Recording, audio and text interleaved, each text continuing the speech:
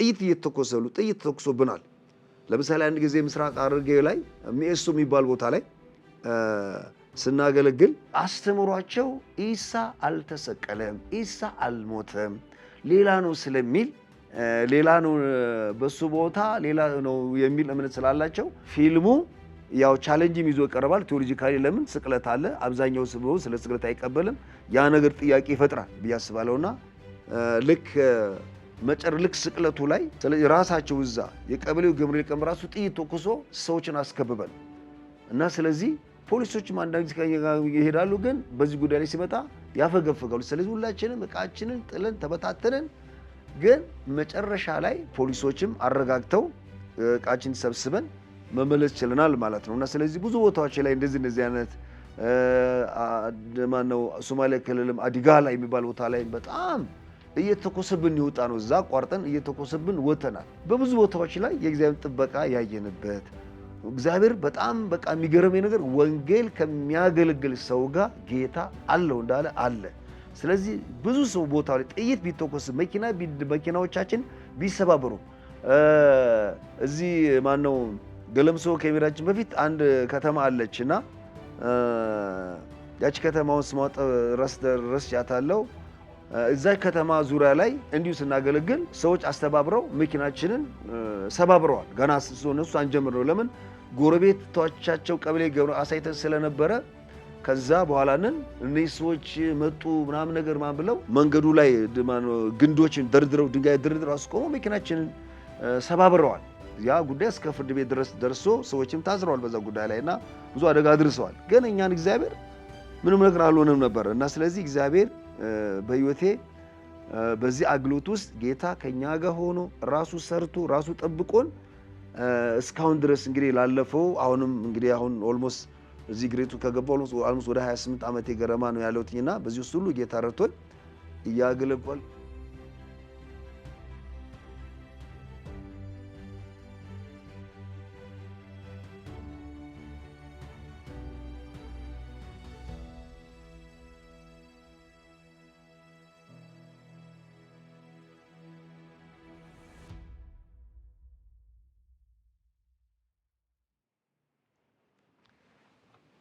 ስሜ መኮንን መንግስቱ ይባላል። የወንጌል አገልጋይ ነኝ።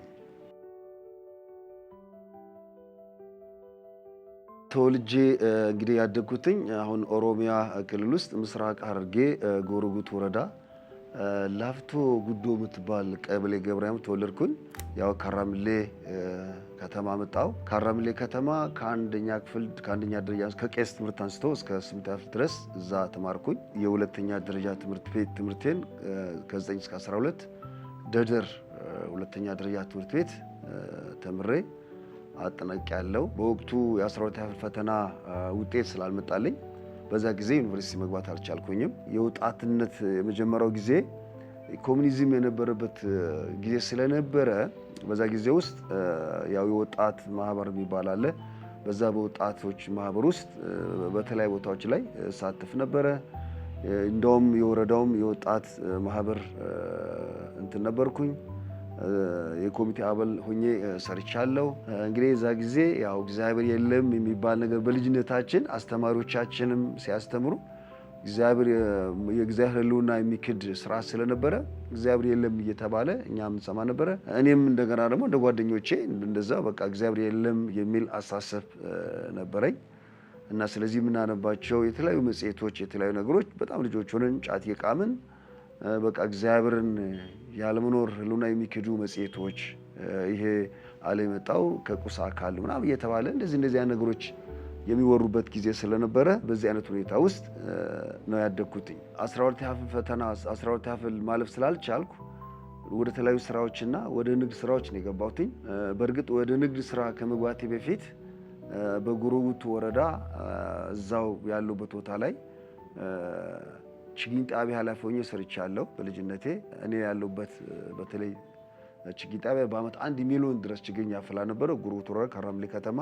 ስለዚህ በየአመቱ 1 ሚሊዮን ችግኞችን ከሌሎች ሰዎች ጋር በመሆን አስተክል ነበረ። በተለይ ዛን ጊዜ ደግሞ የተማረ ሰው በጣም ጥረት ስለነበረ እኔና ሌሎች በተለይ 12 ፈይ ጨረስ ሌሎች ሰዎች ነው በኔ ስራ የምንሰራው። በጣም አንድ ሰው ዲፕሎማ ያለው ሰው በጣም ትልቅ ሰው ነበርና የሚባለውና ስለዚህ እነሱ ኃላፊዎች ይሆኑ እኛ ደግሞ ያን ከነሱ የተከተልን ያን ስራ እየሰራን በዛ ውስጥ አደግን። እንግዲህ ከዛ በኋላ ወደ ድሬዳዋ ገባሁ። ልክ ድሬዳዋ ስገባ ከለውጡ በፊት ነው የአዲስ አበባ በፊት ገባሁ። ከዛ በኋላ እንግዲህ ወደ ንግድ ውስጥ ገባሁ። ድሬዳዋ ዘመዶች ስለነበሩኝ እህቴም እዛ ስለነበረች ወደ ንግድ ዓለም ውስጥ ገባሁ። ይሄ ንግድ ዓለም ድሬዳዋ አሁን ድሮ ታይዋን ነው የሚባለው፣ አሁን ደግሞ ድሬዳዋ የገበያ ማዕከል ይባላል። ድሬዳዋ ውስጥ ትልቅ የገበያ ማዕከል ነው። እዛ ውስጥ ሱቅ ገዝቼ ከጅቡቲም አልፎ አልፎ ከዱባይም እቃ እያመጣሁ እዛ እነግድ ነበረ። በእርግጥ በንግዴም ጥሩ ውጤታማ ትርፋማ ነበርኩኝ። ሱቅ ውስጥ እህቴና ሌላም አንድ ወንድም ያለ እነሱ ይሰራሉ። እኔ ጅቡቲ እየሄድኩ በየሳምንቱ እቃ እመጣለሁ። በዚህ አይነት መንገድ ትርፉ በጣም አጓጊና በጣም ትልቅ ብር የሚሰራበት ጊዜ ነበረ። በተለይ አዲስ አበባ ከውጭ እቃ ስለማይገባ የፒያሳ ነጋዴዎች ደንበኞች ነበሩኝ። አልፎ አልፎ ሽቶና አመጣ ነበረ ስፔሻል ኦርደር፣ እነዛን እናደርጋለን። ብርድ ልብሶች ደግሞ ብርቅ ነበር የዛን ጊዜ ለአዲስ አበባ ብርድ ልብሶች የሚወስዱ አሉና ስለዚህ በዚህ አይነት መንገድ አንድ ጊዜ ብቻ ጅቡቲ ሄደ ሰው ቢያንስ 20 ሺህ ብር ይዞ ሄደ ሰው 7 እና 8 ሺህ ብር የማያገኝ ሰው አልነበረም። ስለዚህ በጣም ትርፋማ ነበረ። ያው የሐረርጌ ልጅ እንደሆነ መጠን ገና በልጅነቴ ጫት መቃም ያው ባህል ስለሆነ ስለዚህ ጫት በመቃም ባህል ውስጥ ነው ያደጉትኝና ስለዚህ ጫት እወዳለሁ፣ ጫት እቅማለሁ ከጓደኞቼ ጋር ማለት ነው። ስናጠናም በጫት ነው፣ ስንጫወትም በጫት ነው። ብዙ ነገር የምናሳልፈው ጊዜያችንን በጫት ነው እና ስለዚህ በዚህ አይነት ሁኔታ ያደጉትኝ። እንደውም ጫት ካልቃምኩኝ ማታ መተኛት አልችልምና እቸገራለሁ ብዙ ጊዜ። በወቅቱ ወላጆቻችን በተለይ አባቶቻችን ጫት መድኃኒት ነው ይላሉ። ጫት መድኃኒት እየተባለ ትንሽ ነገር አጤራ ይባላል በዛ ሀገር ቋንቋ ማለት ነው። ጫቷን ቀንጠስ አድርገው ጥሩ ሆነና ስለዚህ እቺን ምናምን ነገር እያሉ ይሰጡናል። በስኳር አድርጌ ጫቱን ስቅም ጫቱን ስበላው ደስ ይለኝ ስለነበር በዛው ቃስ ያለ ብዙዎቻችን ጀምሮ እንደዛ ነው። ልክ አሁንም ያ ነገር በጣም ቀጠለ። በተለይ ከተማ ውስጥ ስገባ ብዙ ጓደኞች መጡ። ያው አሁንም ሱሰኝነቱ በጣም እየቀጠለ ሴት ተቸገርኩኝና የተለያዩ ቦታዎች ላይ በተለይ ጫት ሳልቅም መተኛ ስለማልችል የተለያዩ ባህላዊ መድኃኒቶች የሚያውቁ ሰው ሼኮች ይባላሉ በዛ ሀገር፣ እነሱ ጋር ሄድ ነበረ። እነሱ ደግሞ የተለያየ ጽህፈት ይባላል ቀርጣስ ይሉታል በሐረርጌ ኦሮምኛ ቋንቋ። ያን እየሰሩልኝ ክንዴ ላይ አድርግ ነበር አስር ነበረ። ያም ነገር ብዙም ነገር አላዋጣኝም። እንደውም አንዳንዶቹ እኮ አንተ እኮ ጫት መቃም እንደው ጥሩ እድል ነው፣ አውሊያው እኮ ስለሚፈልግህ ነው። ጫት መቃም ምን አለ በሰው እኮ አረቄ እየጠጣ እየሰከረ ሰፈር ይረብሻል። አንተ እኮ ጨዋነ ይሄ ጫት ለምን በቃ ተዋለው እያልክ ለምን ትቸገራለህ? ዝም ብለህ በቃ ጫት ትቅማል፣ ጫት አይቸግርም፣ ለምንድን ነው እንደዚህ የምታደርጉ እያሉ ብዙዎች ማለትም የሃይማኖት መሪዎች በዚህ በኩል ይመክሩ ነበረ። መጨረሻ በተለይ የጫት አስቸጋሪነትን ያወቅኩትኝ ዱባይ ሄጄ ዕቃ ለማምጣት እዛ በወቅቱ 15 ቀን ነውና 15 ቀን ቆይታ በኋላ ነው ፕሌን ይመጣው እና ዕቃ ለመግዛት ለሱቄ ሄድኩኝ። ያን ዕቃ ሳመጣ 15 ቀን ያስኩት ጫት ስላልበቃኝ ቢያንስ አንድ ሳምንት ካለ ጫት ማታ እንዲሁ እየጠጣሁኝ ምንም ነገር እንቅልፍ ሳይወስድ በጣም ተቸግሬ ስለነበረ በቃ ከኢትዮጵያ ውጪ መኖር እንደማልችል ገባኝ። እኔ ደግሞ በቃ ሐሳቤም ከሀገር ውጪ ወጥቶ የመኖር ሐሳብ ስለነበረ ያ ነገር በጣም አእምሮዬን ያዘው። እዛው ካራምሌ እያለሁ 2 መኪናዎች መጡ። አንደኛው የኮሙኒዝም ሌኒን የሚል መጽሐፍ እያድል ይሄዳል አንደኛው መጽሐፍ። ሌላ ደግሞ አንድ መጽሐፍ ደግሞ ያቺን መጽሐፍ ወስጄ እኔ ዝም ወረወርኩት። የዛን ጊዜ ትንሽ ደርግም ትንሽ ጥላቻ ስለነበር ያ መጽሐፍ ወረወርኩትና ሌላ ደግሞ መጽሐፍ መጥቶ ሌላ መጽሐፍ አንድ መኪና ነው መጣ፣ ፒክአፕ መኪና መጣ ደግሞ ባይብል ጥላ ሄደች። ለመጀመሪያ ጊዜ ባይብል እጄ ገባ ማለት ነው እኔ ሳላስበው። እና ሰዎች እንደዚህ ያሉ ይሄኛውን አሁን ዘመናዊ መጽሐፍ ጥለ ይሄኛውን እንዴት ታነሳና ምናምን ነገር አሉኝ። እኔ ግን ያ መጽሐፍ ወደ ቤት ጀርኩኝ። ከዛ ያ መጽሐፍ ጫት እየቃምኩኝም ዝም ብዬ አነብ ነበር። ግን ነገር አይገባኝም፣ አነባለሁ አይገባኝም። ከዘፍጥረት ጀምሮ አነባዋለሁ ለኔ የሚገባኝ አንዳች ነገር የለም። ያ መጽሐፍ ለረጅም ጊዜ ነገ ተቀመጠ። እንግዲህ ከዚህ በኋላ ነው ወደ ድሬዳዋ የሚገባውት ማለት ነው። እንግዲህ በዚህ መካከል በተለያየ መንገድ ሰዎች ወንጌል ይነግሩኛል። ታላቅ ወንድሜም በጌታ ነበረ። እሱ በእርግጥ ርቆ አስመራ ነበር የሚኖረው። አንዳንድ የክረምት ላይ ሲመጣ እንዲሁ አንድ ነገር እናወራለን። ግን በወቅቱ ምንም ነገር አይገባኝም ነበር። በዚህ ውስጥ ድሬዳዋ እያለሁ የተለያዩ ሰዎች ስለ ክርስቶስ አዳኝነት ይነግሩኛል። እና እኔ ደግሞ የት ነው ክርስቶስ የምቀበለው? ቦሌ ሄጄ ነው የምቀበለው? ድሬዳዋ ኤርፖርት ሄጄ ነው የምቀበለው? ያልኩኝ አሾፍ ነበረ።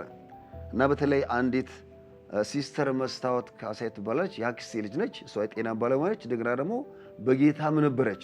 እሷ ደግሞ እየመጣች ብዙ ጊዜ ስታምን ስለምትረዳኝ ትነምኩዬ እኮ አንተ ጌታ የምትቀበል ጥሩ ልጅ ነህ፣ አሁንም ጥሩ ትሆናለህ በቃ ያለች ብዙ ነው ትነግረኛለች። ፋይናሊ ግን መጨረሻ ጊዜ በተለይ ከዚሁ ከጫት መቃም ጋር በተያያዘ በጣም የተለያዩ ሰርጎች ሁሉ ሳሳልፍ ሰዎች ሲጠጡ ቢራ ሲጠጡ ጠላይ ሲጫወቱ እኔ ግን ጫት እንትን ውስጥ ጫት በትንሽ እንትን አድርጌ ኪሴ ውስጥ አድርጌ ነበር የምሄደው። ያ ነገር ሲሰለቸኝ በቃ አልኩኝና ይሄንን ጫት ሳልቅም እንዳልተኛ የሚያደርገኝ መንፈስ ጌታ ኢየሱስ ክርስቶስ የንካሱ ገደለኝ መንግስተ ሰማያት መግባት አልፈልግም፣ በቃ እሱን የሚሉኝን አረጋለሁ ብዬ ራሴ ሲስተር መስታወት ቤቷ ሄጄ አንቺ የምትወስኝ ቦታ ሄዳለሁ አልኳት። በአጋጣሚ እሷ ደግሞ ሙሉ ወንጌል ቤተክርስቲያን ወሰደችኝ። መቼም እግዚአብሔር ጌታ ምን አለ አብ የጠራው ካልሆነ ማንም ወደ ሊመጣ የለም ስላል ቀኑ ደረሰልኝ ማለት ነው። እነዛ ሄድኩኝና ጌታን ተቀበልኩ። ጌታን ሳገኝ በሚያስደንቅ ሁኔታ ህይወቴ ተቀየረ። ይሄን ጫት ሳልቅም የምተኛውን ነገር ካነሳህልኝ አንተን አመልካለሁ አንተን እከተላለሁ ስለነበረ የዛን ለታ ለኛም ሰው ነኝና ጫት አልቃምኩኝም። ጫት ሳልቅም መልካም እንቅልፍ ወሰደኝ። ከዛ በኋላ ነው እንግዲህ ሰኞ ለታ በራሴ ጊዜ የሚያስተምረኝን አስተማሪ የቤተክርስቲያን አገልጋይ የተገናኘሁት። ከዛ በኋላ ጫቱ ቀረ። አንዳንድ ጓደኞቼ በጣም ተቃውሞ ቢኖርብኝም ግን በጣም ህይወቴ በጣም ደስተኛ ነበርኩኝ። ዱካኬ የለ ሱስ ሲባል በአንድ ጊዜ ብቻ በአንድ ጊዜ እሑድ ተቀበልኩ። ከሰኞ ጀምሮ በቃ ራሴ ኦልሞስት ያ እንቅልፍ ለመጀመሪያ ጊዜ እንግዲህ እሑድ ለታ ኦልሞስት ከ10 ሰዓት ጀምሮ ተኝቼ ሌሊቱን አድሬ ሰኞ እንደገና ደግሞ እስከ ኦልሞስት ምሳ ሰዓት የድሬዳዋ ሰዓት ብዙ ጊዜ ምሳ ሰዓት 6 ሰዓት ነው እስከ 6 ሰዓት ድረስ ተኝቼ ስለነበረ በጣም ከፍተኛ የሆነ ደስታ ከፍተኛ የሆነ ሰላም እንደውም ሌላ ነገር የተገጠመልኝ ነው የመሰለኝ በላ ሰውነቴ ማለት ያ ጫቱም ቀረ ማለት ነው። መጠጡ ቀረ። ሌሎችም አንዳንድ የማደርጋቸው ነገሮች ሁሉ እየተውኩ በመጣቴ በአስደናቂ ሁኔታ ህይወቴ ተቀይሯል። እንደውም ጌታን እንዲለው ነበር ከዛ ነገሮች ትንሽ የገቡኝ ሲሄዱ በህይወቴ ዘመን ሁሉ እንደው ዘበኛም ቢሆንም አንተን ማገልገል እፈልጋለሁ እንጂ ከዚህ በኋላ ቀደሞ እንደውም የሚገርማችሁ ነገር ነጋዴ ነበርኩኝ። ጥሩ ብር አገኘ ነበረ። እንደውም ድሬዳዋ ከተማ ውስጥ 2 ፎቶኮፒዎች ኖር አንደኛው እኔ ነበረ በዛ በትልቅ ከተማ ውስጥ ማለት ነው። እና ስለዚህ ያ ሁሉ የነበረኝ ግን ምንም ነገር አይመስለኝም ነበረ ጌታን መጽሐፍ ቅዱስ ማንበብ መጸለይ ደግሞ ጥሩ የጸሎት ሰዎች ነበሩ። እንዳው በጣም በህይወቴ የማረሳው ወንጌላዊ ዳና የሚባል አሁን ሀያት ሙሉ ወንጌል ያለ ወንድም ናቸው። እሳቸው በጣም የጸሎት ሰው ስለነበሩ በቃ እሳቸውን አገኘው። ከዛ በኋላ ሁል ጊዜ መጸለይ ሆነ። ቤታችን ይመጣሉ፣ ቸርችም እንሄዳለን፣ እንጸልያለን። በዚህ አይነት ሁኔታ ውስጥ አስደናቂ የሆነ የእግዚአብሔር ፍቅር ውስጥ የገባ ሌሎች ነገሮች ተውኩኝ።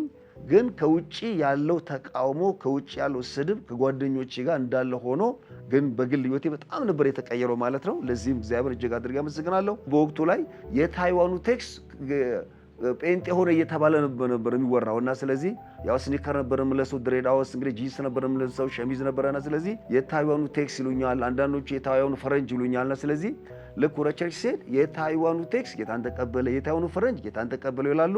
ለቢያንስ ከ1 ዓመት በላይ መጽሐፍ ቅዱስ አልሄድም ነበርና ማስታወሻ ደብተርና መጽሐፍ ቅዱሴን ሌሎች ነበር የምሰጠው። እነሱ ቸርች ይሰጡኛል። ስመለስ በቸርች ዛት ጽቼ ነው የምወጣው። ለምን ብዙ ሰዎች ያስቸግረኝ ነበርና ያ አይነት ሁኔታ ውስጥ ነበርኩኝ። ግን ጌታ እጅግ አድርጎ ነበር የረዳኝ ህይወቴን ቀይረው ማለት ነው። እንግዲህ ጌታ ኢየሱስ ክርስቶስን እንደ ግል መድኃኒቴ አዳኝ አድርጌ ካወቅኩ ከተቀበልኩኝ በኋላ ያው ከቸርች ብዙ ጊዜ አልቀርም ነበርና ሙሉ ወንጌል ውስጥ ከፍተኛ ጸሎት ነበርና በተለይ ማለዳ ሁሉ የርንጸልይ ነበር። እሑዱን እንጸልያለን። የወንጌል ስርጭትም እየተባለ በየጊዜው አንድ ወንጌላዊ ስለሽ ይባላል ይሄን ቡሩግን የሚያስተባብር ከሱ ጋር እየሆነን በየጊዜው እንወጣለን። ስለዚህ ወንጌል መስበክ ጀመርኩ። አብሬ ማለት እየወጣው ማለት ነው። ስለዚህ በቸርች እየተሰለፍን የወንጌል ስርጭት ቡድን የጸሎት ቡድን እንደዚህ ስለሚባል ያን እየወጣው መስራት ጀመርኩኝ ማለት ነው። በዚህ ጊዜ ውስጥ በጣም ጸልይ ነበረ። እውነቱን ለመናገር አብዛኛው ጊዜ የምጸልየው ከሰዎች ጋር ለመለያየት ፈልጌ ነው። ምክንያቱም ብዙ ጓደኞች ስለነበሩኝ ጓደኞቼም ስለሚያስቸግሩኝ ማንም ጋር ላለመሄድ እጸልይ ነበር ቤቴ ውስጥ እና እየጸለይኩ ሳለ ይሄን የወንጌል ስራ እየሰራው ሳለ ጥሪ እንዳለኝ እግዚአብሔር እንደተናገረኝ የማውቀው አንድ ጊዜ ለአንድ ሳምንት ያህል ጸልይ ስለነበረ ትዝ ይለኛል። ቀኑ ዓርብ ዕለት ከሰኞ ጀምሬ እስከ ዓርብ ጸልይ። ብዙ ጊዜ ከሰኞ ጀምሮ እስከ ቅዳሜ ጸልይ፣ እሑድ ብቻ ነው ማለት ጸልይ፣ በፋስት ነው ጸልይ። እንደውም በወቅቱ የዛን ጊዜ አንዳንድ እህቶች ከሳ እንደዚህ ሆነ ይሉኛል እና ስለዚህ እንደውም በወቅቱ የዛን ጊዜ ከሳ ሰው ደግሞ በቃ ጆከር ሳበ ይባላል። ማለትም HIV ኤድስ ያዘው ማለት ነውና ስለዚህ ይሄ ሰው እንዴት ነው ጆከር ሳበው እያሉ ሰዎች ይቀልዱ ነበረ፣ ያሾፉ ነበረ። እኔ ግን በቃ በዛ አይነት ውስጥ ነበር ያለሁትና ልክ አንድ ቀን ዓርብ ዕለት ከሰኞ እስከ ዓርብ ጸልይ 9 ሰዓት ላይ ደክሞኝ በምዕራብ ሆኜ አንድ ራእይ አለ። ይሄ ራእይ ምንድነው? እነዚህ በወንጌል ያልተደረሱ ሐረግ ምድር ውስጥ ያሉ ወንድሞቻችን እጃቸውን እንደዚህ እየዘረጉ በጣም እጃቸው እየዘረጉ ከእጆቼ መጽሐፍ ቅዱስ ሲወስዱ አየሁ። ልክ ለበዓላቸው ጊዜ ተሰልፈው አብረው በዓላቸው እንደሚያከብሩ እንደዛ ነጭ ልብስ ለብሰው የራሳቸው የሃይማኖት ልብሳቸው ለብሰው ያንን አየሁኝና ያንን አሳይ። ስለዚህ እየዞርኩ መጽሐፍ እሰጣለሁ። እነሱ ብቻ አይደለም እየዞርኩኝ በፒካፕ መኪና እየዞርኩኝ መጽሐፍ ቅዱስ ሳድል አየሁ። ከዛ በኋላንን ከኛ ጋር የእህቴ ጓደኛ የነበረች ገነት አባት የምትባል እህት ነበረችና አብረንም እኔ ወንጌል እየመሰልኩ ሳመጣ እሷ ደግሞ እንስሳ ያስገባ ታስተምር ነበር ቤት እና በዚህ አይነት መንገድ እናድርግ ስለነበረ ገኒኮ ዛሬ እኮ እንደዚህ አየሁ ስላጣ ቤት ጌታ ይመስገን ሞኬ በቃ አንተ ለአገልግሎት እግዚአብሔር ጠርቷል ማለት ነው፣ በቃ አንተ ተለይታል ማለት ነው ብላ እሷ ደግሞ የነገር አለችኝ እና እኔ ይሄን ነገር ጠብቀው ስለነበረ በተለይ በአካባቢያችን ያሉ ህዝቦች በወንጌል እንዳልተደረሱ ስለማውቅና አሁን አብዛኛው ቸርች ውስጥ ያለው ሰው ያው ከተለያየ ቦታ ያመጣ ሰው ስለነበረ ገርሞኛል። እግዚአብሔር እንዴ እነዚህ ሰዎች እኔ ወደ ጌታ ይመጣሉ ቢልም አልመሰለኝም። ምክንያቱም እንደውም አብዛኛው ያው ከኦርቶዶክስ ባክግራውንድ ስለሆነ የምንመጣው ለኛው ብቻ ይመስለኝ ነበር። ግን እግዚአብሔር ነገር ሲያሳየኝ ለካ እነሱም ወንጌል መስማት አለባቸው ማወቅ አለባቸው የሚለው ነገር ወደ ልቤ መጣና ልክ ወዲያውኑ እንደገና ደግሞ በዚህ ጉዳይ ላይ የሚያስተምር ከዚህ ከአብያተ ክርስቲያናት ወንጌላዊ ማነው ሽፈራው ሰይድ የሚባል ወንድም ወደ ድሬዳዋ ከተማ መጥቶ ነበርና እሱ ደግሞ እንደገና በዚህ ጉዳይ ላይ ያስተማረን። ለካ እግዚአብሔር እነዚህን ሰዎችም በወንጌል እንድርሳቸው ይፈልጋል የሚለው ነገር በጣም ወደ ልቤ እያደገ መጣ። እያለ እንደገና ደግሞ መጨረሻ ላይ በተለይ 3 ወር ሙሉ ዘመቻ ፊልጶስ በሚባል ከሲኖች የመጡ ሰዎች ነበሩና እነዚህ ሰዎች 3 ወር ሙሉ አስተማሩን። ልክ ከዛን ጊዜ ጀምሮ እንደውም በወቅቱ ወደ ሞቃዲሾ ነው ወደ ሀርጌሳ ሄደን ወንጌልን ለመስበክ ነበር እንግዲህ ስንዘጋጅ ነበር 3 ወር። መጨረሻ ላይ ነገር ካለቀ በኋላ አለማየሁ ጄበኛ ይባላል የድሬዳዋ መሰረት ክርስቶስ ቤተክርስቲያን አገልጋይ ሰው ነው እነዚህ ሰዎች ይዞ የመጣው። ከዛ በኋላ በእነሱ አማካኝነት ወደዛ ሊሄድ ስል በመሃሉ ደግሞ እግዚአብሔር ጊዜ ገና ነው ጊዜ አልደረሰም እና ቆይ የሚል መልእክት መጣ። ይሄን መልእክት ይዤ ለነሱ ነገር መቆየት ጀመርኩኝ። ከዛም በኋላ መጸለይ ጀመርኩኝ አጥብቄ። እንዳውም ራሴ ማዘጋጀት አለብኝ ብዬ አለማያ ዩኒቨርሲቲ ኤክስቴንሽን መርሃ ግብር ነበር ቀዳሚና ትምህርት ይሰጥ ስለነበረ አንድ ጓደኛ አሁን ወደ ጌታ በአጋጣሚ አንተ እኮ መማር ትችላለህ፣ ወደፊት ደግሞ ማገልገል ጥሪ ካለ እኮ መማር አለብህ ብሎ ዶክሜንቶቼን ሲያይ እኔ ደግሞ ዶክሜንቶች ራሱ አሁን እንደገና ሊያስተምሩ የሚችሉ ነገር ያለኝ አልመሰለኝም። ምክንያቱም ከትምህርት በጣም የራኩኝ ስለሆነ የመንግስት ዩኒቨርሲቲ መከታተል አልቻልኩኝም። በሌላ አቅጣጫ መቀጠል እንዳለብኝ አላውቅም ነበርና ከሱ ጋር ሄጄ አለማያ ዩኒቨርሲቲ ኤክስቴንሽን መርሃ ግብር ድሬዳዋ ላይ ተመዝግቤ መማር ያስኩኝ ማለት ነው። ይሄን እየተማርኩ ሳለ ክረምት ላይ አንደኛ ዓመት እንደጨረስኩኝ መሪዎቼም በጣም ጌታ ያባርካቸው ጥሩ ውጤት ነበረኝ። በጣም ደስ ብሏቸው በርታ፣ ስለዚህ ወደፊት አንተን ወደ ኢትዮጵያ ሙሉ ወንጌል ልካለን ዛት ትማራለህ ምናምን ይሉኝ ነበርና ግርማ ስለሺ ይባል ነበር የቤተክርስቲያናችን ዋና መሪ። ያበረታቱኝ ነበር ሽማግሌዎች እነ ሚካኤል ረታ ያበረታቱኝ ነበር። ጌታ ደግሞ እንደገና አሁን ጊዜ ደርሷል፣ አዲስ አበባ ወስጄ አሰልጠኝ አንተ ወደ ሐረር አመጣሃለሁ የሚል መልእክት መጣልኝ። ይሄን መልእክት የመጣልኝ መጀመሪያ ጊዜ የኢየሱስ ክርስቶስ ፊልም ጂሰስ ፊልም በኔ ከተማ በተወልኩበት ከተማ እንዲታይ ተፈልጎ በባለስልጣናቶች ምክንያት ያ ፊልም እንዳይታይ ተደርጎ ነበር እና እኔ ደግሞ በወቅቱ በአጋጣሚ ከድሬዳዋ ወደ ካራምሌ ሄጄ ስለነበረ እዛ ያለው ወንድም ደርቤ ይባላል መምህር ነው። ዛሬ እኮ እንደዚህ ፊልም ይታይ ነበረ ከሂርና ነው ሰው የተላከልን፣ ግን እንግዶች ይመጣሉ ተከለከልን ብሎ ሲነግረኝ ይህን ፊልምማ እኔ ራሴ ማየት አለብኝ ብዬ አስተዳደሩን ድሮ አብሬ የተማርኩ ሰው ስለነበረ አስፈቅደን ፊልሙን እኛም በጋራ አየን። በዛ ጊዜ እንደውም አንድ ሁለት ሰዎች ጌታን ተቀበሉ። ያን ጌታን ተቀበሉ፣ እኛም ለራሳችን አየን። ለመጀመሪያ ጊዜ ፊልሙ ላይ በጣም ደስ አለኝ። ስለዚህ እግዚአብሔር ያሳየኝን ነገር ይሄንን በዚህ ፊልም አገልግሎት ብገባ መስራት እችላለሁ ብዬ አሰብኩ። ለምን ጌታ ያሳየ በጣም በርካታ ሰዎች መጽሐፉ ሰጥ ነው። በጣም በተለይ ከዚህ ከክርስትና በጣም የራቁ ሰዎች ሳገለግል ነው። ስለዚህ ሳገለግል በራእይ ስላየው ስለዚህ ያንን ፊልም በየቦታው ይዤ እንደዚህ ባሳይ ትልቅ ስራ ይሰራል የሚል ሐሳብ ስለነበረኝ እንግዲህ ወደፊት እናንተ ጋር ማገለግል ፈልጋለሁና አግኙ ብዬ እዛን ጊዜ እንግዲህ ሞባይል አልነበረም፣ ያው ፊክስ ስልክ ነበረ። ያን ስልክ ሰጠዋቸው። ከዛ ቆይቶ እንደገና ደግሞ እነዚህ ሰዎች ወደ ሐረር ለአገልግሎት ይመጡ ስለነበረ አልረሱኝም። ከዛ እኔንም እግዚአብሔር አዘጋጅቶኛል፣ እነሱ ደግሞ ሐረር መጡ። በዚህ አይነት መንገድ ይሄንን ወደ አዲስ አበባ መጥቼ ጂሰስ ፊልምን አገልግሎት ጆይን እንዳድርግ ሆነ ማለት ነው። እንግዲህ ከዛ ጊዜ ጀምሮ በግሬቱ ሚሽን ሚኒስትሪ ውስጥ እስካሁን እያገለግሉ ነው ያሉት ማለት ነው። መጀመሪያ ጊዜ በእውነት ያሳየነው ትንሽ ቤት ማለትም አንድ አጥር ጋር ደጅጥኑ ወይዘሮ ደጅጥኑ ቤት ይባላል። በወቅቱ ከተማ ውስጥ ማሳየት ተፈልጎ አልተቻለምና ትንሽ የእሷ ቤት ደግሞ ፊት ለፊቷ መንገድ ዳር ስለነበረ ምንድነው እዚያ ያለበት ምክንያት ከጎኗ ክርስቲያኖች አሉ። ትንሽ ሙሉ ወንጌሎች የሚጸለይበት ቤት አለ ማለት ነው። በዛች ምክንያት አድርገን ጎኑ ያቺ ስለነበረች ያቺ ምክንያት አድርገን ግን ወደ ውጪ ሰዎች ውጪ ሆነው ማንኛውም ሰው መንገድ ላይ ያለ ሰው እንዲመለከቱ አድርገን የሷን አጥር ላይ ስክሪኑን በማድረግ አየን። በእውነቱ የዛን ጊዜ እኔም ሆንኩ ሌሎች ወንድሞች ፊልሙን ለራሳችን ለማየት ነበር እንደው በጣም ስንጓጓ የነበረው ምን አይነት ፊልም ነው እንዴት ነው የሰራው ብለን ለማየት ነው የመጀመሪያ የጀመርነው። እውነትም ፊልሙን ስናይ እኔም ሳይ ሌሎችም ስናይ አለቀስን። በተለይ ያስለቀሰን ጌታ ኢየሱስ ክርስቶስ በመስቀል ላይ ሆኖ በሚስማር ሲቸነከር፣ ሲደበደብ፣ ሲገረፍ እነዚህ ነገሮች ሲያስተምር በጣም ደስ እያለን መጨረሻ ላይ ደግሞ ወደዚህ ነገር ሲመጣ ያ መሆኑ እጅግ በጣም ልቤን ነክቶኝ ለመጀመሪያ ጊዜ ፊልሙን አይቼ በተለይ የክርስቶስን ስቃይ በመመለከት አልቅሻለሁ።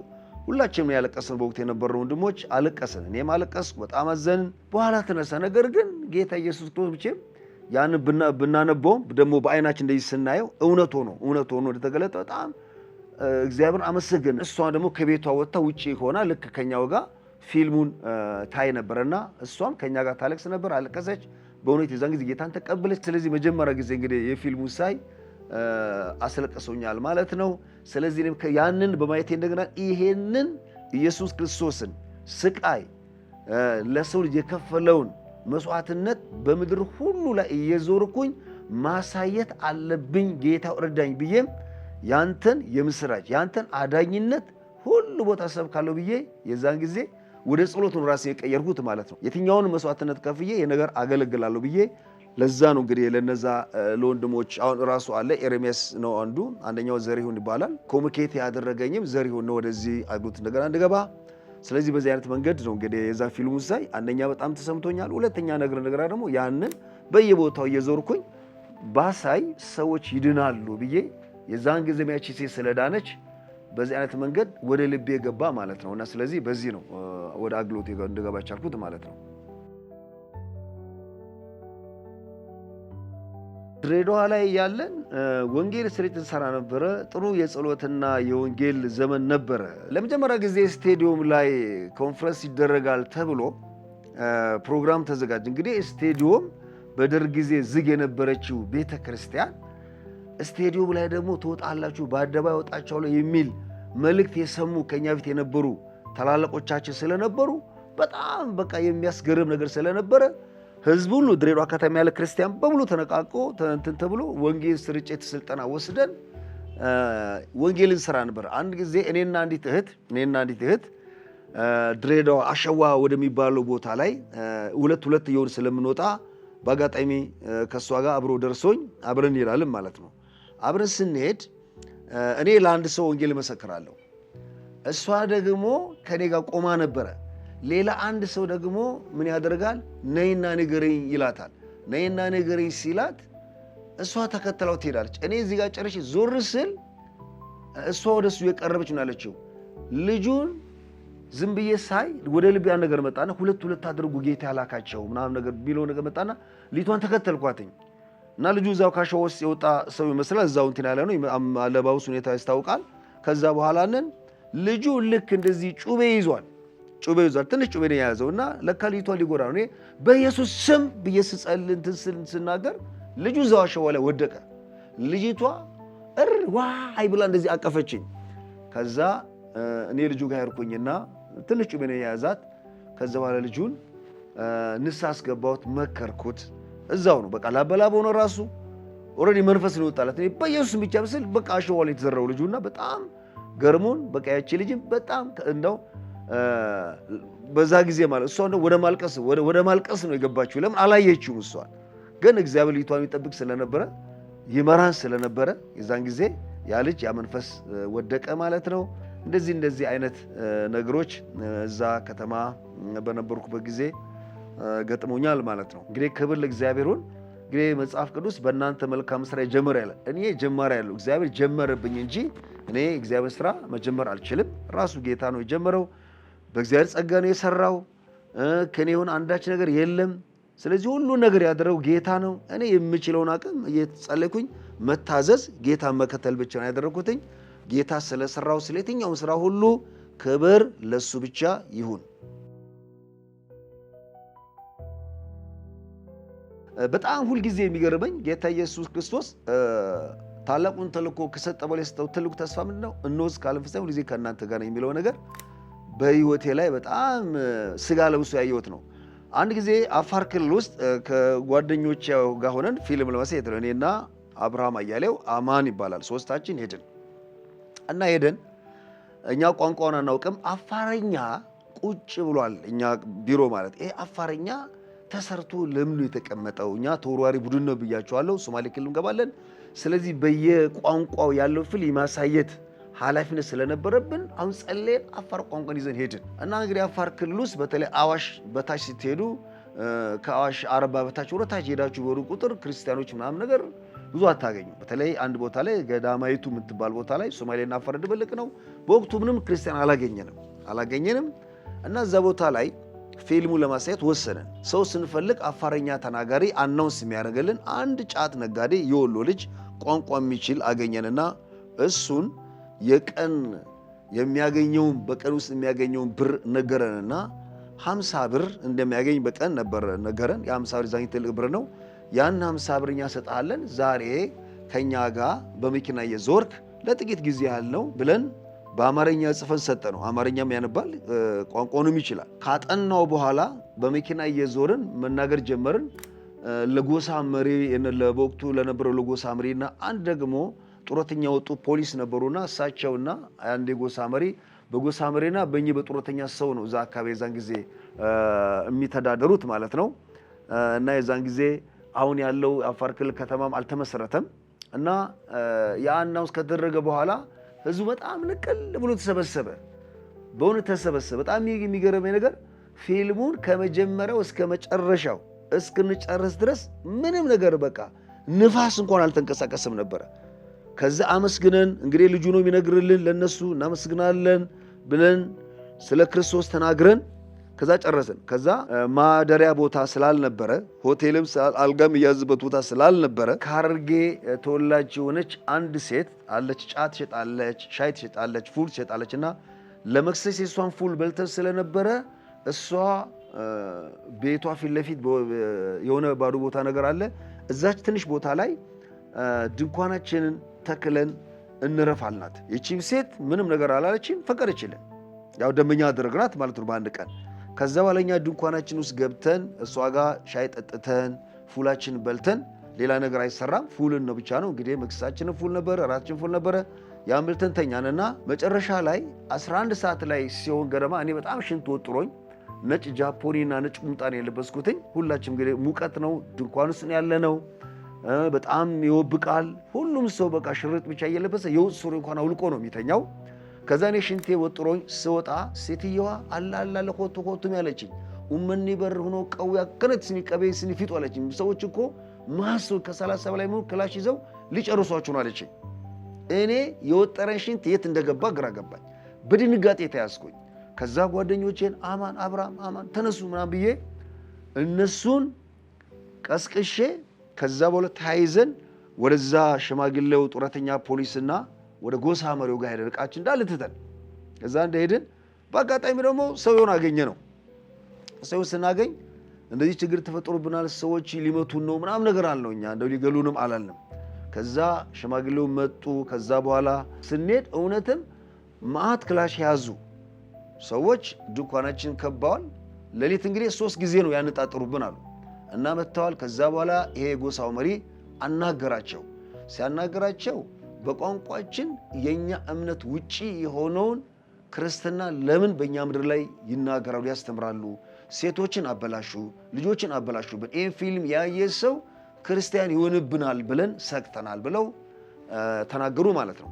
በዚህ ጊዜ የጎሳ መሪው እነዚህ ሰዎች ከነካችሁ መንግስት አይለቃቸውም፣ በመንግስት ፍቃድ አላቸው ብሎ ከብዙ ድርድር በኋላ ኦልሞስት ግን ጠዋት የጀመርነው ብላችሁ እስከ 4 ሰዓት ድረስ ማንም ሳይንቀሳቀስ እነሱ ክላሻቸውን እንትን ሳይሉ ይዘው ሳይሄዱ እዛ ቁጭ ብለን ሁለተኛ ወደዚህ ምድር ከመጣችሁ አንለቃችሁም ብለው ዝተው በእነዚህ ሰዎች ድርድር አማካኝነት እንግዲህ ዕቃችንን ጭነን መኪናችን ይዘን መጃል ማለት ከዛ ቀጥታ ሄነው ደግሞ ወደ አሳይታ ነበር ወደ ዱፍቲ ሄደን ከዱፍቲ ደግሞ ወደ አሳይታ ሄደን ማለት ነው። እንደዚህ ያለ ብቻ እንደዚህ አይነት ታሪኮች እግዚአብሔር ከሞት ሲያዳነን ከሞት በጣም በርካታ ጊዜ ያድነዋል። ሶማሌ ውስጥ እንደዚህ አይነት ችግር ተፈጥሮብን ነበረ። ሐረግ ውስጥ እንደዚህ አይነት ችግር ተፈጥሮብን ብቻ በጣም ብዙ ጊዜ አንድ ወንድም ብቻ እስካሁን ድረስ ወደ ጌታ ኮሎኔል ናቸው።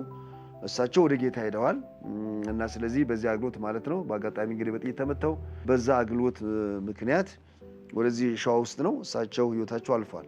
ግን ደግሞ እኛ ደግሞ እግዚአብሔር ጠብቆን እስካሁን ድረስ ከሌሎችም ወንድሞቼ ጋር አለን ማለት ነው።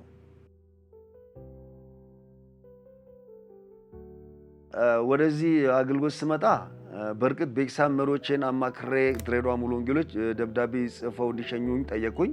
እውነቱን ለመናገር በወቅቱ መሪዎቼ ፍቃደኞች አልነበሩም ነበር። ፍቃደኛ ያሉበት ምክንያት ምንድነው? ለኔ በመሳሳት ለኔ በመራራት ነበርና ስለዚህ ህይወት ይበላሻል፣ እዚህ ፓስተር ትሆናለህ፣ እዚህ ታገልግላለህ፣ እንደው ኢትዮጵያ ሙሉ ወንጌል እኮ እንልካለን፣ ዓለማዊ ዩኒቨርሲቲ ጀመርከው ትምህርት ብጨርስ ላንተም ይጠቅማል፣ አትሄድ፣ አገልግሎት አለ፣ ምን አተ ነው የምትሄደው በሚል መክረው ነበር። እኔ ደግሞ እየጸለይኩኝ እግዚአብሔር ሂድ ይለኛል። እውነቱን ለመናገር ዝም የነሱንም ላለመቃወም በጣም ስለምወዳቸው ስለሚወዱኝ እንደሚወዱኝ ስለማውቅ ከነሱ ጉያ መውጣትም አላልኩኝም። ነገር ግን እግዚአብሔር ቻሌንጅ ያደረገር ሂድ ይለኛል። 2 ሰዎች በተለያየ ጊዜ መጥተው መሄድ እንዳለብኝ በእግዚአብሔር ቃል መክረው እነሱ ጉዳዩን ሳያውቁ የማያውቁ ሰዎች ናቸው። ግን በወቅቱ መጣልኝ እግዚአብሔር ቃል በረታለብኝ ጽና የሚል ቃል ይመጣልኝ ስለነበረ መሄድ እንዳለብኝ ተናገረኝ። ከመጨረሻ ላይ ነገርኳቸው። እነሱም እያዙን ቢሆንም ደብዳቤ ጽፈው እጃቸውን ጭነው ጸልየውልኝ መጣው ማለት ነው። ያልኳቸው የጻፍኩላቸው ምንድነው? እግዚአብሔር ወደ አዲስ አበባ መጣለው ሐረር ላይ አመጣና ወደ አዲስ አበባ ወስድን አሰልጥኝ ሐረር ላይ ባንተ ትልቅ ስራ እሰራለሁ የሚል መልእክት ነው ጌታ የተናገረኝ።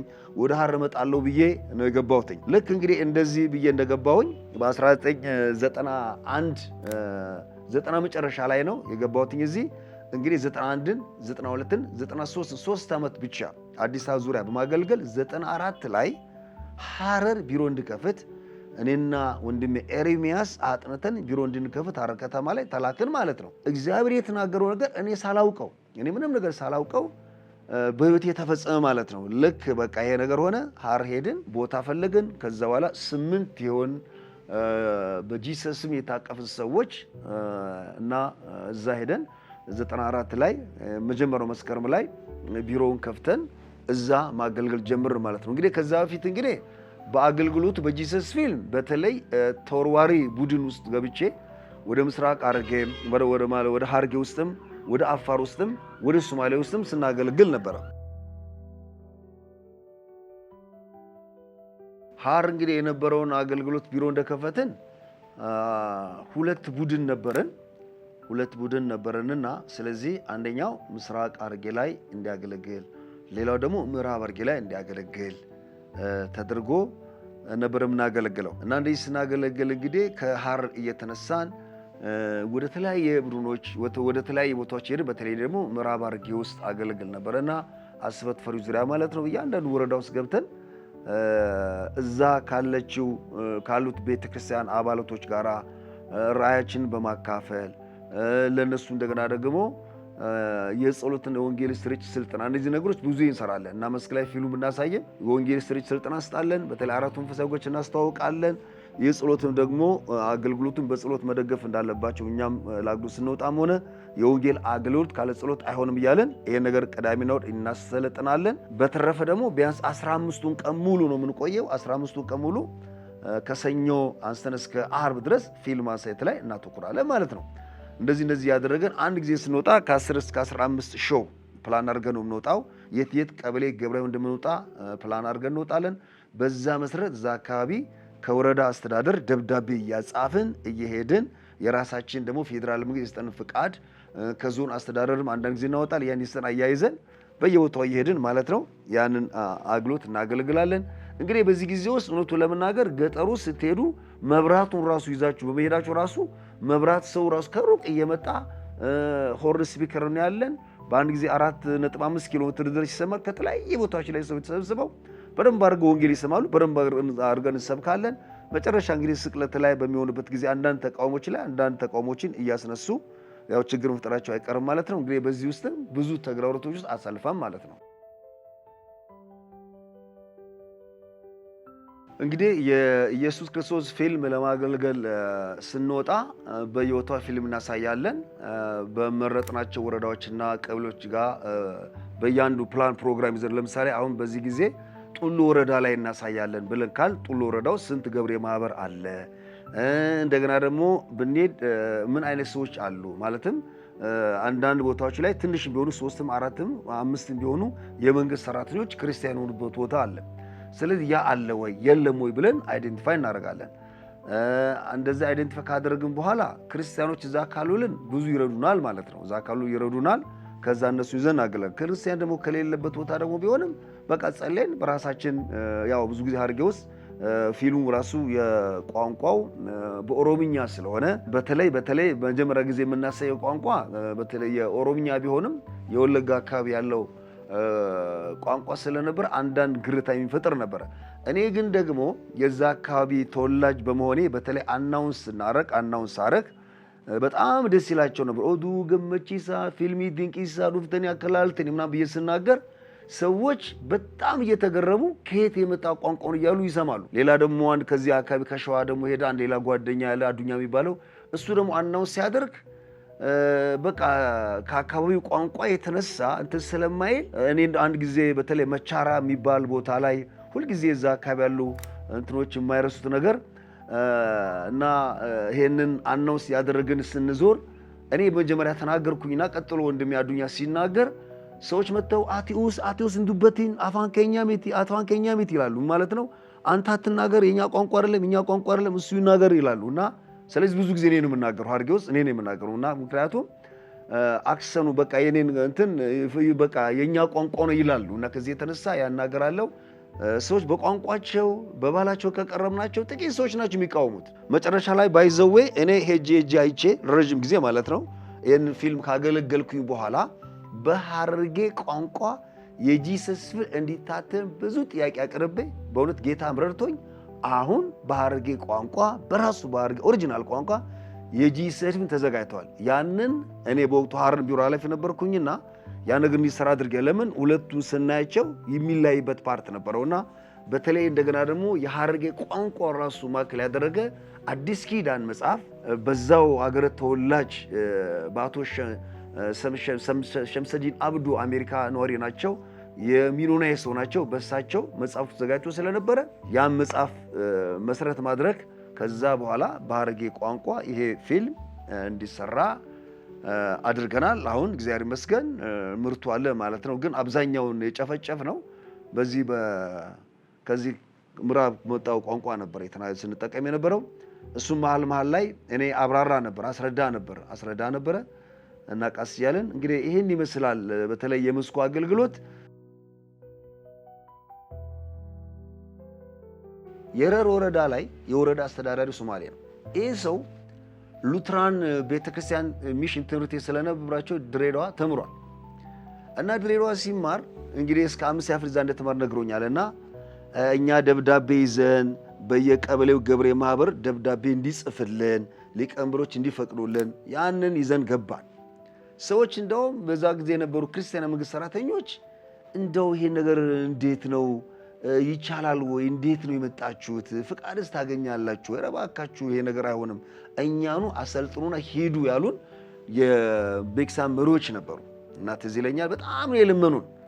በምንም ተአምር እውነት ነው 3 ቀን ጸለይን፣ እዛ ገባን። አስተዳደር ቢሮ ስንገባ ሰውየው ሲጋራ እያጨሰ ደብዳቤውን ገና ሲያነበው ክርስቲያን መሆናችን ገባው። ከዛ ቁጭ አደረግና ሲጋራውን ሰው ሙሉ ዘመረ። ታውቃላችሁ በድሮ እንግዲህ ዘመሩ አምላክ ለኛ ብሎ ቢያፈሰው ደሙን ለምን ከለከለች ፀሐይ ብርሃኗን እያለ በሱ ማለኛ ሰው ዘመረ።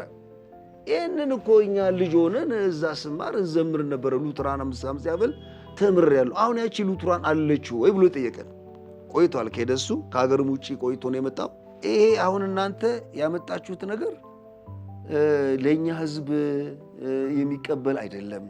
እንደውም እኔ የምፈራው ነገር ይገሏቸዋል፣ ልትሞቱ ትችላላችሁ፣ ባካችሁ አትሂዱ፣ እኔ ያውቀዋለሁ ምናምን ነገር አለን። አይ ግድ የለም እኛ ደግሞ ጌታ ልኮናል። ቅድም አንተም እንዳልከው ለኛ ብሎ ደሙን አፍስሶ የሚበላው ለሁሉም ሰው ደም ፈሷል። እና ስለዚህ አሁንም አንተ ራሱን ትንሽ ያው የበለጠ እንትን እንዲልም በዛው ዝማሬ ዋናው ነገር የዘላለም ሕይወት ማየት እንዳለበትም ትንሽ ነገር አካፈል ነው። እዛው ቁጭ ብለን አካፈል ነው። ሰዎችም እየመጡ ስለነበረ ያን ሰማር ግን እኔ የምትሄዱ አልደግፍም፣ ሊገሏችሁ ልትሞቱ ትችላላችሁ አለን። አይ ግድ የለም ጌታ ስለሚጠብቅ ከሞትን እኮ ክብር ነው ስንለው በቃ እኔ እኮ ጴንጤ በጣም ጨካኝ መሆኑን አውቃለሁ ብሎ ደብዳቤው እንዲጻፍን አዘዘ። ደብዳቤው ተጻፈልን። በወቅቱ ላይ ወደ 8 ነው 9 ቀበሌ ገብሬ ማህበር ነበር በእነሱ ስር ያለ የነበረው። ያጻፈልን ከተማውን ጨምሮ 10 እንትን ተጻፈልን ማለት ነው። ያን ይዘን እንግዲህ የመጀመሪያውን እዛ ስንሄድ ልክ እንዳለው በጣም ትልቅ ጦርነት ገጥሞን በቃ ፊልሙ ልክ እያሳየን ስቅለቱ ላይ ሲመጣ ህዝቡ ሁሉ ተነሳብን፣ እቃዎቻችን ተሰባበሩ፣ ተደበደብን። ያው ብዙ ባንጎዳም ማለት ነው። ትንሽ የድንጋይ ውርወራው ምናምኑ ጀርባችን ምናምንችን ትብሉ። ጌታ ግን ከኛ ጋር ስለነበረ እንደመጣው ነገር አለ። እንደሚወረወረው ድንጋይ እንደሚተኮሰው ነገር ወደኛ የመጣ ነገር የለም። ከዛ እግዚአብሔር ማን ላከልን? መከላከያ።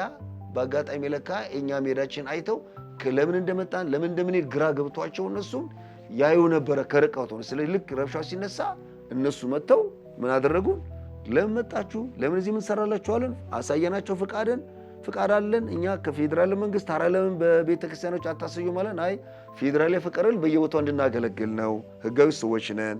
ደግሞ ጌታ ኢየሱስ ክርስቶስ ወደ ዓለም ሁሉ ሂዱ እና ወንጌልን ለፍጥረት ሁሉ ሰበኩ ብሎናል። እነዚህ ሰዎች ወንጌል መስማት አለባቸው ስላቸው በግድ ነው ታዲያ እናንተ ምትወጡአል? አይ ጌታኛ ልኮናል። ሰዎቹ ቢፈልጉ እንደፈለጋቸው የሆኑ መልእክት አድርሱ ስለተባለ እኛ እሱ ያለን ነው የምንታዘዘው። እሱ አድርሱ ብሎናል ስለናች በጣም ግራ ገብቷቸው እቃችን ራሳቸው ሰብስበውልን እቃችንን ጭነውልን ሰዎቹም ተቆጥተው ሊቀመንበሩ እንደውም አንድ ሰው ጠፋ ነው ሲመጡ አንድ ሰው ፈልጎት አንድ ሰው ሊፈልገው ወደ ውስጥ ገባ። እኛ ግን መውጣት የሚገባን ያህል ድረስ መንገድ አስይዘውን ከኛ ተመለሱ። እንግዲህ በሰላም ገባ ማለት ነው። እንግዲህ የሚቀጥለው 1-2 ቀን ጸለየ። ደግሞ እዛው የረር ከተማ ውስጥ ፊልሙን አሳየን ማለት ነው። ያም ትንሽ ችግር ነበረው እና ግን ፊልሙን እዛ አሳይተን ኦሬዲ ምንም እንትን ባንሆንም ሌላ አደጋ ባያደርሱም ስቅለት ላይ አብዛኞቹ ተቃውሞ ትንሽ ተረበሸ። እኛም እንደምንም ብለን ያው ድንጋይ ቢያወረወረም አረጋግተን እቃችንን ሰብስበን ሙሉ ወንጌል ትንሽ ቤት ነበራትና በዛን ጊዜ እዛ ወደ ሙሉ ወንጌል እዛ ሄደን ወደ ማረፋችን ገባን ማለት ነው።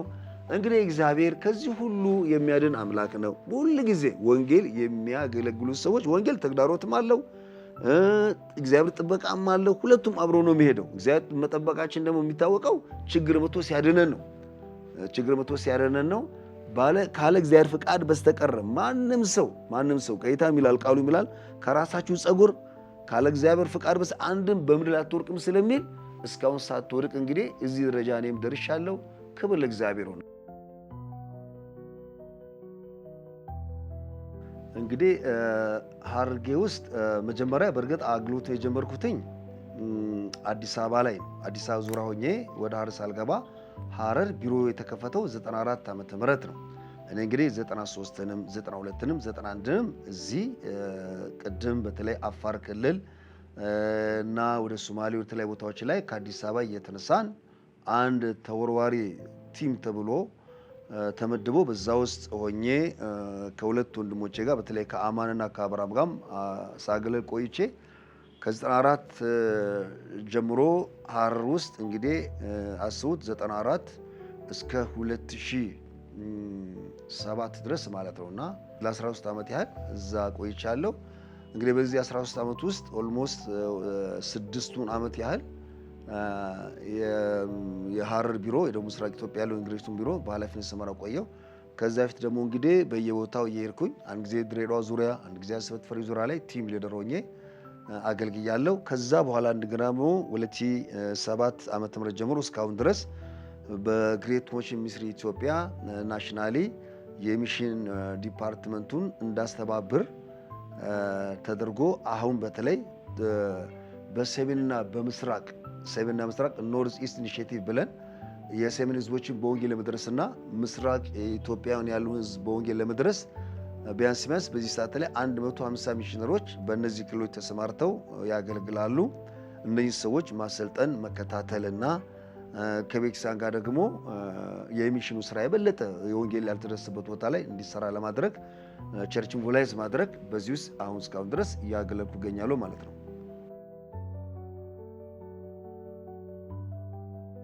በእነዚህ አጠቃላይ ብቻ ኢትዮጵያ ውስጥ ባለው ነገር ከ3000 ሰዎች በላይ በዚህ ዓመት የጥምቀት ስርዓት ፈጽመዋል። ከ3000 ሰዎች በላይ በዚህ በ2017 ዓመተ ምህረት ማለት ከ3000 ሰዎች በላይ የውሃ ጥምቀት ስርዓት ወስደዋል። በርካታ መጽሐፍ ቅዱሶችንም አሰራይተናል። የሰሜንን ህዝብ ደግሞ ስፔሻሊ ፎከስ አድርገን የምንሰራው እንግዲህ ከሰሜን ደግሞ የመጡ ከሰሜን ደግሞ ጌታን ተቀበለው ሰሜን ሲባል እንግዲህ ትግራይ ክልል፣ አማራ ክልልም ይዛል ማለት ነው።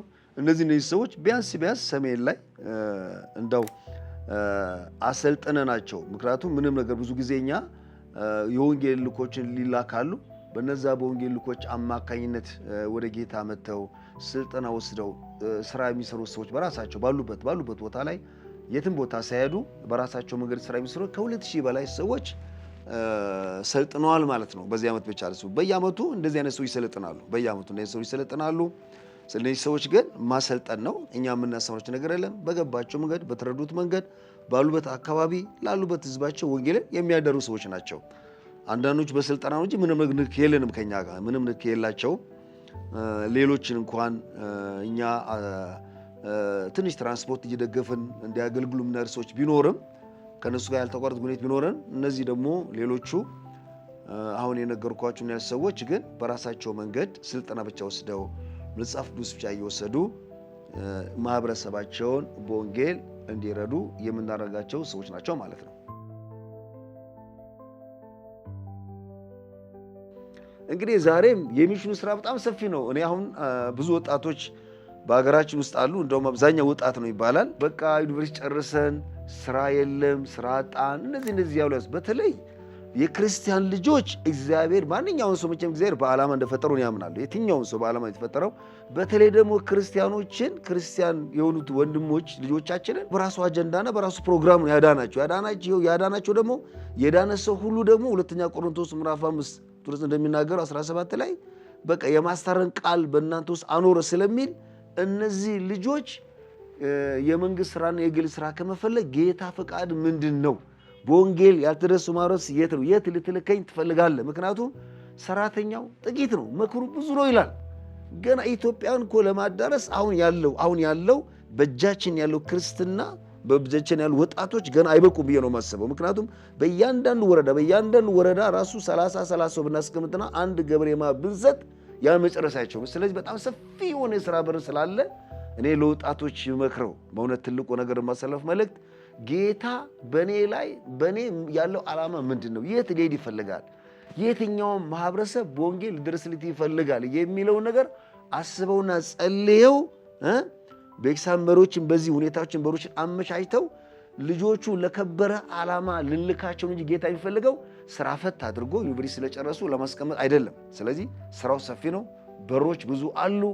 በወንጌል ያደረሰው ማት ህዝብ አለ። ማህበረሰቡን ለመቀየር ማህበረሰቡን ለመለወጥ መስራት አለብን ብዬ አስባለሁ። የመንግስት መስሪያ ቤት ሊዘጋ ይችላል።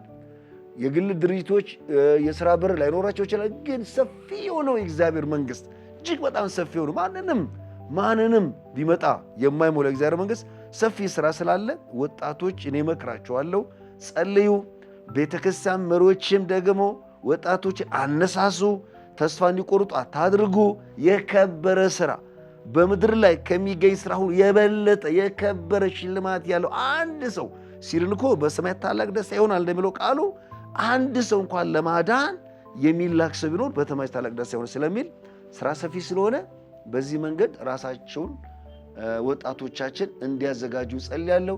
ለቤተክርስቲያን መሪዎች ደግሞ ወጣቶችን አቅጣጫ እንዲያሳዩአቸው እንዲጸልዩላቸው ሰፊ ስራ በር እንዳለ እንዲያሳስቧቸው በዚሁ አጋጣሚ አደራ እላለሁ። እኔ ሁልጊዜ ያለኝ ምክር ለወጣቶች ይሄን ነው የምናገረው። ስለዚህ ሰፊ ስራ አለ፣ የሚሹም ስራ ሰፊ ነው። ነገ እኮ እኛን አውሮፓ ይጠብቀናል። የሚገርማቸው በዚህ አገር ውስጥ የተለማመደ ሰው ነገ ወደ ቻይና፣ ወደ አውሮፓ፣ ወደ ተለያዩ አገሮች እግዚአብሔር ከዚህ ምድር ላይ ሰዎችን አስነስቶ ይልካል ብዬ አምናለሁ። አሁን ግን እግዚአብሔር በከፈተላቸው በር በየትኛው ቦታ ላይ ገብተው እንዲያገለግሉ አበረታታለሁ እንጂ የተዘጋ የለም። ካለ ዓላማ የተማረ ካለ ዓላማ የተወለደ ካለ ዓላማ የዳነ የለም። ዓላማው ደግሞ እግዚአብሔር ጌታ ሊመጣ ስለሆነ የሚሽኑ ስራ እንዲሰሩ ነውና ለዚህ ልባቸው እንዲሰፋ እኔም ጸሎቴ ነው። ወጣቶችን በዚህ ላበረታታ እወዳለሁ።